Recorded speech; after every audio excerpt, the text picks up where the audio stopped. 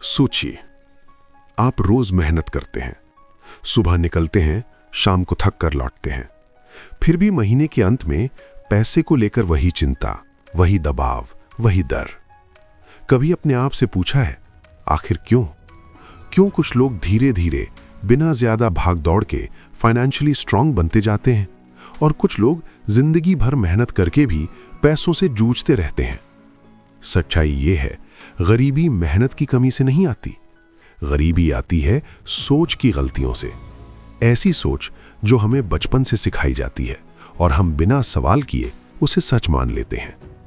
आज हम बात करने वाले हैं गरीब की 10 ऐसी खतरनाक गलतियों की जो अमीर बनने से रोकती हैं। ये बातें मैं अपनी तरफ से नहीं कह रहा, ये आती हैं दुनिया की सबसे मशहूर फाइनेंशियल किताब रिच डैड पुअर डैड से।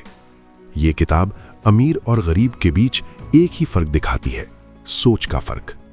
अगर आप इस पूरी बुक समरी पर आखिर तक बने रहते हैं तो मुमकिन है आज ही आप वो एक सोच पकड़ लें जो आपको अब तक पीछे खींचे हुए है।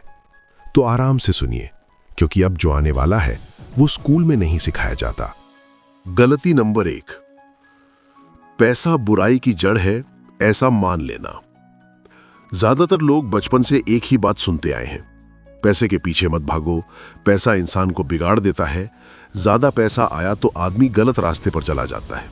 ये बातें सुनने में अच्छी लगती हैं, थोड़ी मॉरल भी लगती हैं, लेकिन यहीं से सबसे पहली और सबसे खतरनाक फाइनेंशियल गलती शुरू हो जाती है। रिच डैड पुअर डैड में रॉबर्ट कियोसाकी साफ कहते हैं, पुअर पीपल से I am not interested in money. यानी जो लोग पैसे को बुरा समझते हैं वो खुद ही पैसे से दूरी बना लेते हैं। अब इसे जरा आसान उदाहरण से समझते हैं। मान लीजिए एक लड़का है राहुल मेहनती है, ईमानदार है, दिल से अच्छा इंसान है, लेकिन जैसे ही पैसे की बात आती है वो अनकंफर्टेबल हो जाता है। इन्वेस्टमेंट, ये सब लालच है। बिजनेस, बहुत गंदा खेल है। पैसे कैसे बढ़ते हैं, मुझे ये सब नहीं जानना। राहुल सोचता है, मैं अच्छा इंसान हूं, पैसे से क्या लेना देना।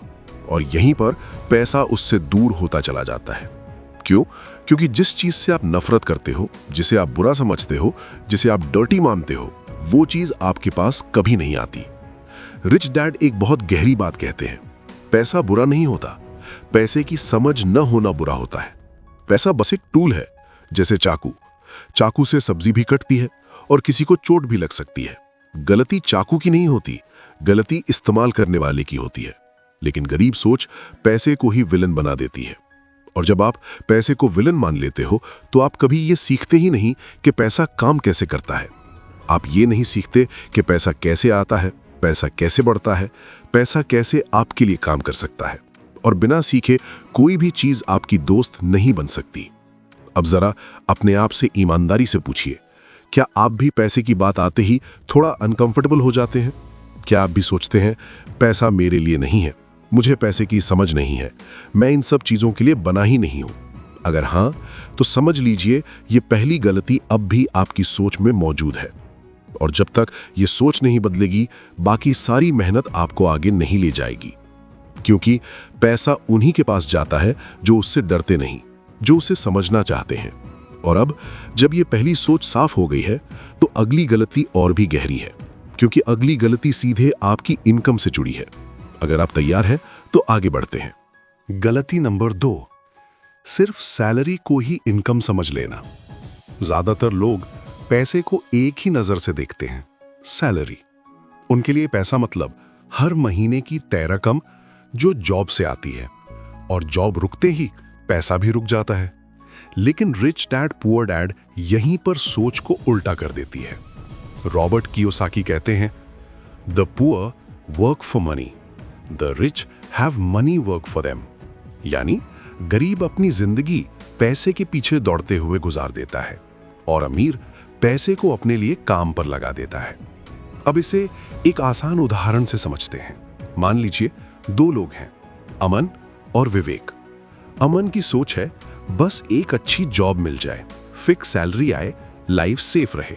वो जॉब करता है, हर महीने सैलरी आती है, सैलरी आई तो खर्च, सैलरी रुकी तो सब रुका। अब विवेक को देखिए, विवेक भी जॉब करता है, लेकिन उसकी सोच अलग है। वो पूछता है, मैं यहां क्या सीख रहा हूं, ये स्किल आगे मुझे क्या दे सकती है, मैं जॉब के साथ ऐसा क्या बनाऊं जो मेरे बिना भी पैसा लाए। वो स्किल सीखता है, छोटे इन्वेस्टमेंट्स करता है, धीरे धीरे एसेट्स बनाता है। समय के साथ अमन की इनकम एक जगह अटक जाती है, विवेक की इनकम एक से ज्यादा रास्तों से आने लगती है। यहीं पर असली फर्क समझ में आता है। गरीब पूछता है कितनी सैलरी मिलेगी, अमीर पूछता है मैं यहां क्या सीखूंगा जो मुझे फ्यूचर में आजाद बनाए। रिच डैड कहते हैं सैलरी बुरी नहीं है, प्रॉब्लम यह है कि आप सिर्फ सैलरी पर निर्भर हो जाते हैं, क्योंकि सैलरी आपको जीने देती है लेकिन आजाद नहीं बनाती। अब जरा अपने आप से एक सवाल पूछिए, अगर कल आपकी जॉब चली जाए तो आपकी इनकम कितने दिन चलेगी? 1 महीना, 2 महीने या वहीं खत्म? अगर जवाब डराता है तो समझ लीजिए ये दूसरी गलती अब भी आपकी जिंदगी में मौजूद है, और यही गलती लाखों मेहनती लोगों को जिंदगी भर फाइनेंशियल स्ट्रेस में रखती है। अब अगली गलती और भी खतरनाक है, क्योंकि अगली गलती में लोग सैलरी को ही नहीं, पूरी जिंदगी को सिक्योर मान बैठते हैं, और वहीं से सबसे बड़ा इल्यूजन शुरू होता है। गलती नंबर 3, जॉब सिक्योरिटी को लाइफ सिक्योरिटी समझ लेना। ज्यादातर लोगों के लिए एक अच्छी जॉब मिलना मतलब जिंदगी सेट हो गई, घर वाले चैन की सांस लेते हैं, दोस्त बधाई देते हैं, और इंसान अपने मन में सोचता है अब सब ठीक है। लेकिन रिच डैड पुअर डैड यहीं पर एक अनकंफर्टेबल सवाल पूछती है। रॉबर्ट कियोसाकी कहते हैं job stands for just over broke, मतलब इतना पैसा कि आप जिंदा रह सको, लेकिन इतना नहीं कि आजाद हो सको। अब इसे एक कहानी से समझते हैं। मान लीजिए एक लड़की है आशा। आशा को एक बड़ी कंपनी में अच्छी जॉब मिलती है, हर महीने सैलरी आती है, ईएमआई चलती है, लाइफ स्मूथ लगती है। आशा सोचती है अब तो लाइफ सिक्योर है। लेकिन सच क्या है? हर महीने सैलरी का इंतजार, बॉस का मूड, कंपनी का फ्यूचर। एक दिन कंपनी में डाउनसाइजिंग होती है, कुछ लोगों को निकाल दिया जाता है, और अचानक जो लाइफ सिक्योर लग रही थी वो शेकी हो जाती है। रिच डैड कहते हैं जॉब सिक्योरिटी एक इल्यूजन है, क्योंकि जॉब आपको आज का पैसा देती है, कल का भरोसा नहीं। गरीब सोच कहती है रिस्क मत लो, जो है उसी में खुश रहो। अमीर सोच कहती है रिस्क को समझो, रिस्क मैनेज करना सीखो। अब अपने आप से एक ईमानदार सवाल पूछिए, क्या आप भी जॉब छोड़ने के नाम से डर जाते हैं? क्या आप भी सोचते हैं कि अगर ये चला गया तो मेरे पास कुछ नहीं बचेगा? अगर हां, तो समझ लीजिए ये तीसरी गलती अब भी आपकी सोच में बैठी हुई है, और यहीं से लोग नई चीजें सीखना, नए रास्ते आजमाना बंद कर देते हैं, क्योंकि डर उन्हें सेफ केज में बंद कर देता है। अब अगली गलती उसी डर से जन्म लेती है, और यही डर लोगों को जिंदगी भर एक ही जगह रोक कर रखता है। गलती नंबर 4, डर की वजह से सीखना बंद कर देना। बहुत से लोग सोचते हैं मैं अभी रेडी नहीं हूं, पहले थोड़ा सेफ हो जाऊं, फेल हो गया तो क्या होगा, और इसी सोच में साल निकल जाते हैं। रिच डैड पुअर डैड इस डर को सीधे चैलेंज करती है। रॉबर्ट कियोसाकी कहते हैं failure inspires winners, failure defeats losers. यानी हार सबको मिलती है, फर्क बस इतना है कुछ लोग हार से सीखते हैं और कुछ लोग डर के मारे आगे बढ़ना ही छोड़ देते हैं। अब इसे एक बहुत कॉमन एग्जाम्पल से समझते हैं। मान लीजिए 2 लोग हैं, रवि और मोहित। रवि सोचता है अभी नया कुछ सीखने का सही टाइम नहीं है, अगर बिजनेस में फेल हो गया तो लोग क्या कहेंगे।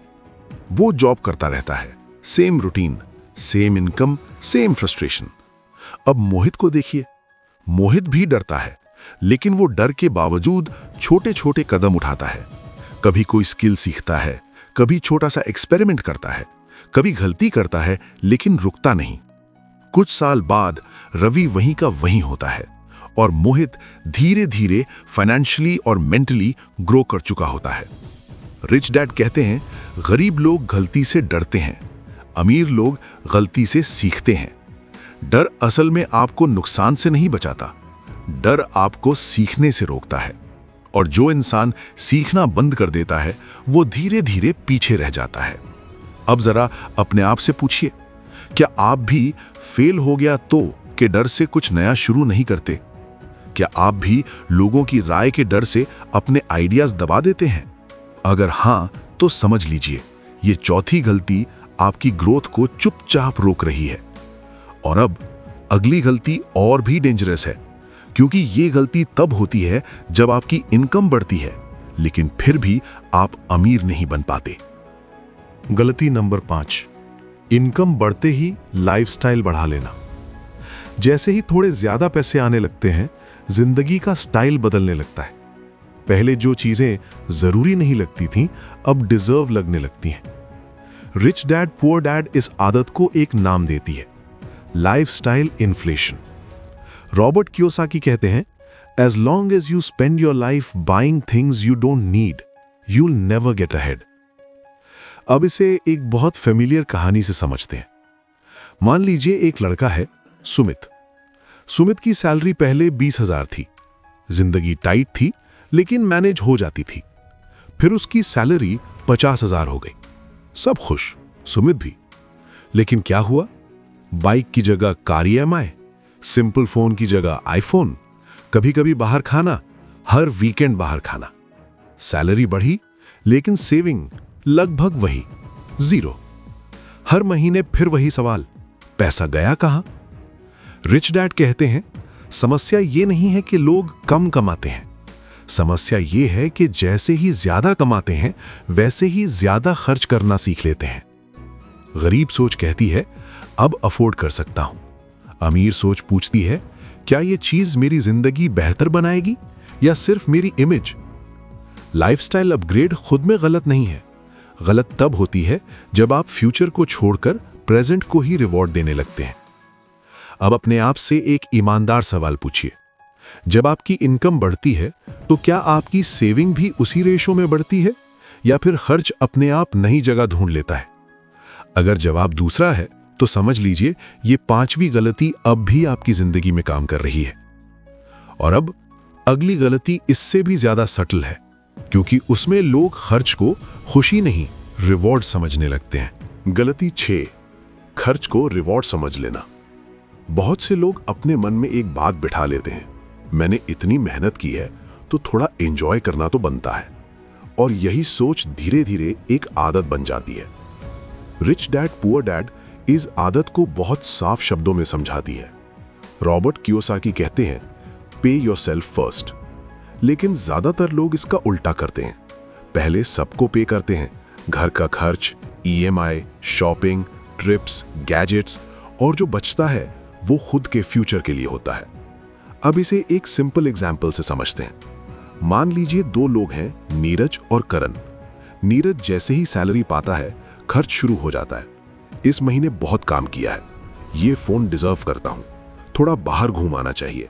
सैलरी आती है, खर्च हो जाती है, फिर अगली सैलरी का इंतजार।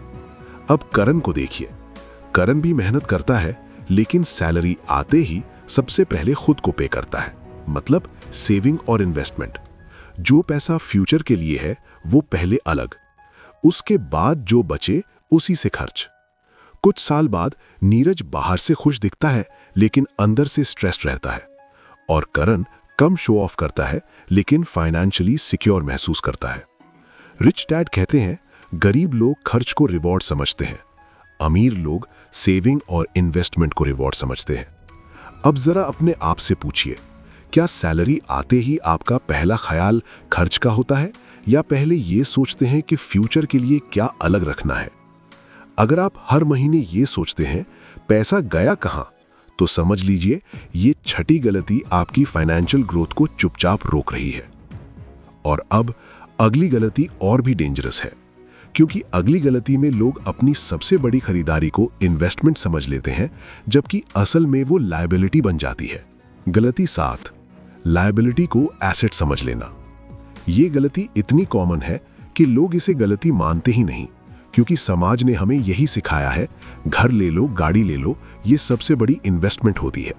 लेकिन रिच डैड पुअर डैड यहीं पर सोच को पूरी तरह पलट देती है। रॉबर्ट कियोसाकी बहुत साफ कहते हैं, An asset puts money into your pocket.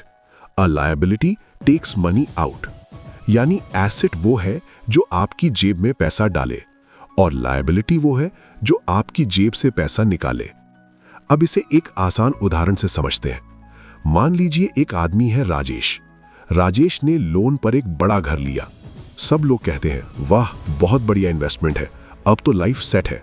लेकिन हर महीने क्या होता है?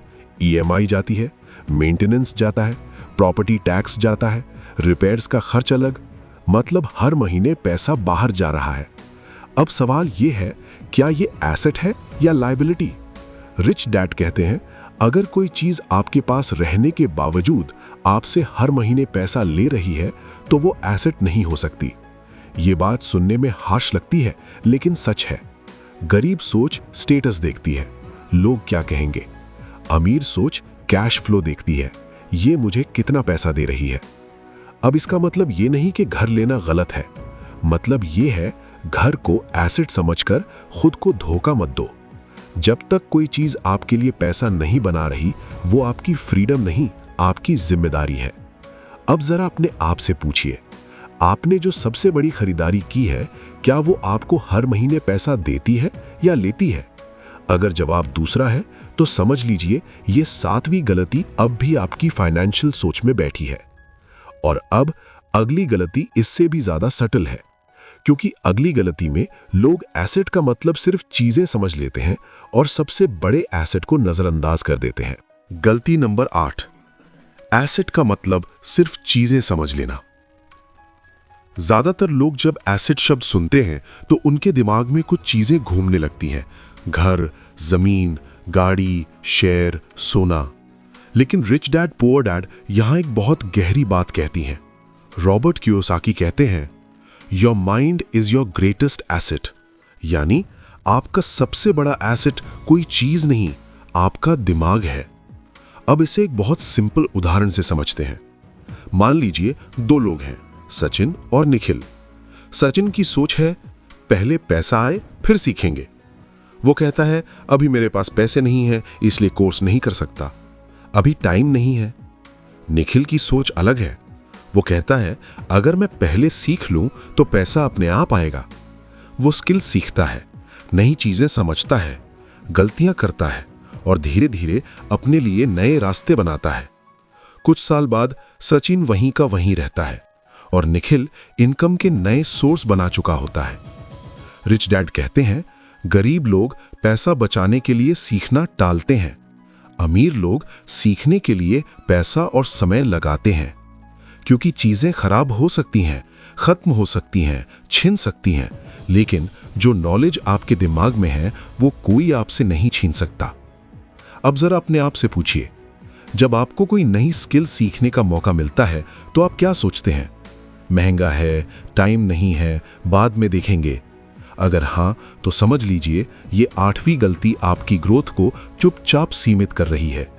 और अब अगली गलती और भी खतरनाक है, क्योंकि अगली गलती में लोग गलत लोगों की बातें सुनकर अपनी पूरी जिंदगी का रास्ता बदल लेते हैं। गलती नंबर 9, गलत लोगों की सलाह मान लेना। जिंदगी में हम पैसों से जुड़े फैसले अक्सर उनसे पूछ लेते हैं जिनकी खुद की फाइनेंशियल हालत हम जैसी ही होती है। घर वाले कहते हैं जो चल रहा है वही ठीक है, दोस्त कहते हैं रिस्क मत लो, सेफ रहो।